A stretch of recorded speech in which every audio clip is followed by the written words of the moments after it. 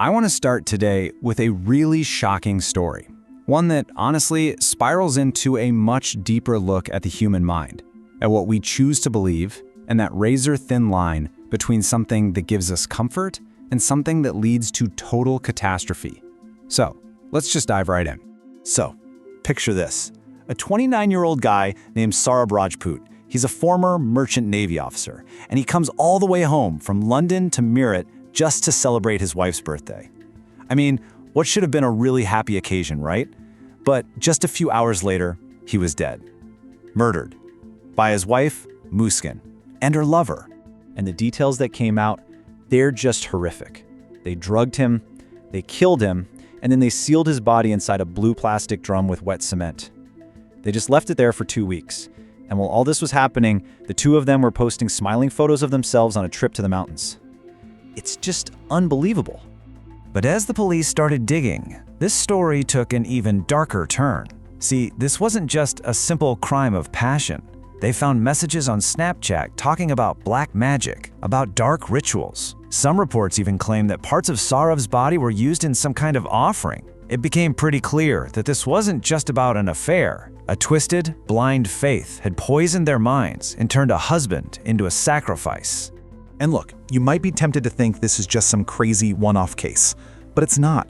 It's actually an extreme example of a pattern that we see all across the country, where this kind of blind faith leads to just horrifying consequences.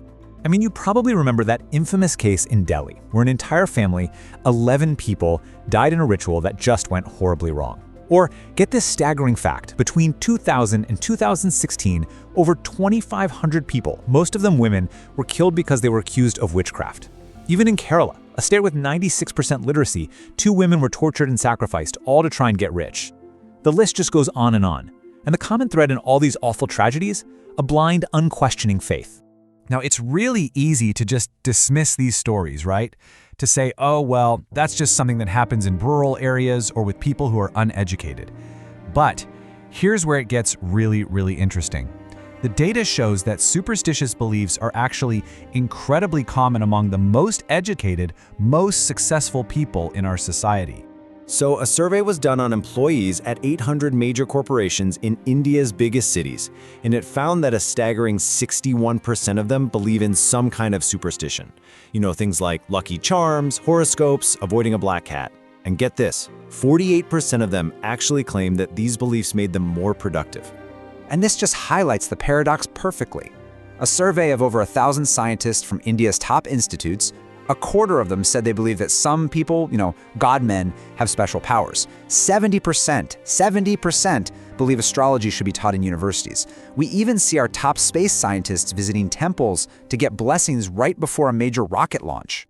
So this brings us to the big question, right? What is going on here? Why are some of the most logical, evidence-based thinkers in the world holding beliefs that seem to completely contradict the very foundations of what they do for a living? Well, the answer, it turns out, isn't really about intelligence. It's about psychology. It's about the ancient software that is running in all of our brains. A system that was built for one thing: survival, not necessarily for accuracy. It all kicks off with something scientists call high uncertainty situations. Think about it. You're facing a high-stakes exam, you're an athlete in a championship match, or hey, you're launching a multi-million-dollar rocket into space. These are moments where the pressure is immense, the outcome is totally unpredictable, and they just flood our brains with stress hormones like adrenaline and cortisol.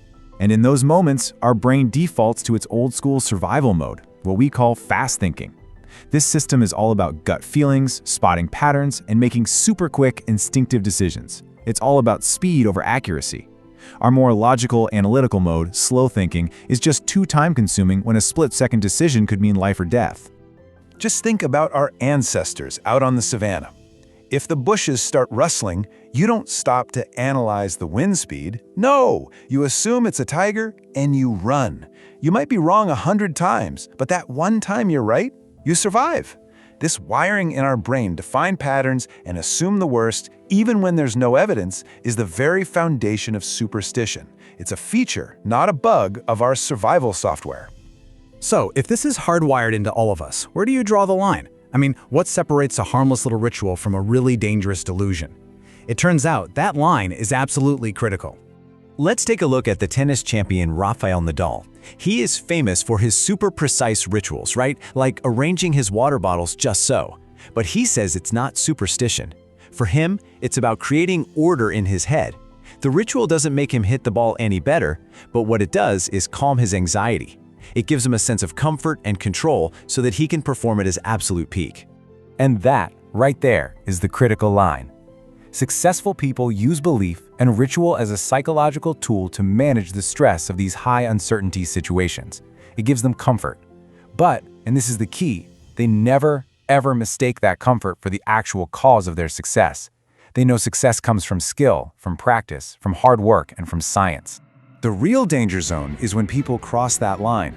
It's when blind faith stops being a comfort blanket and starts replacing reality itself. They start to believe the ritual is the solution, which causes them to completely ignore the actual, real-world problem that's staring them in the face, and that is a deadly error in judgment. And the consequences are just devastating. Studies show that 62% of Indians with a mental illness will first go to a faith healer, not a doctor. There's a story of a family that abandoned their daughter's cancer treatment for a so-called healer. In Ahmedabad, 55% of people believe rituals can actually cure mental illness. This is where belief becomes a lethal trap, because it stops people from getting real, scientific solutions that could save their lives. So ultimately, it really just comes down to a choice. In a world full of uncertainty, do we turn to the promises of magic, or do we rely on the proven principles of science? I mean, we hear these empty promises all the time, right? That some holy water will cure cancer, or that if you just say a prayer, your kid's gonna pass their exams without even studying. These claims offer this easy, simple comfort, but they're built on absolutely nothing. Now, let's look at what happens when a culture decides to prioritize education and critical thinking instead. The Jewish people make up just 0.2% of the entire global population, a tiny, tiny fraction. And yet, get this, in the last 25 years, they have won roughly 25% of all Nobel Prizes. This isn't magic. It's the result of a culture that puts a huge emphasis on science, on inquiry, on grappling with reality, not trying to avoid it.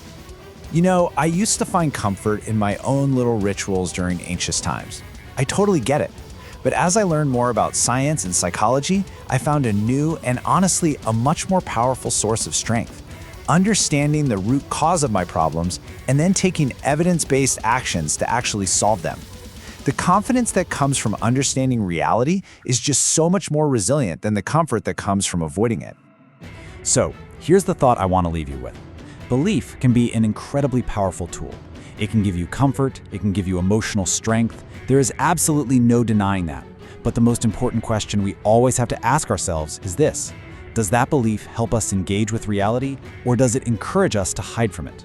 The answer to that question can make all the difference in the world. Thanks for tuning in.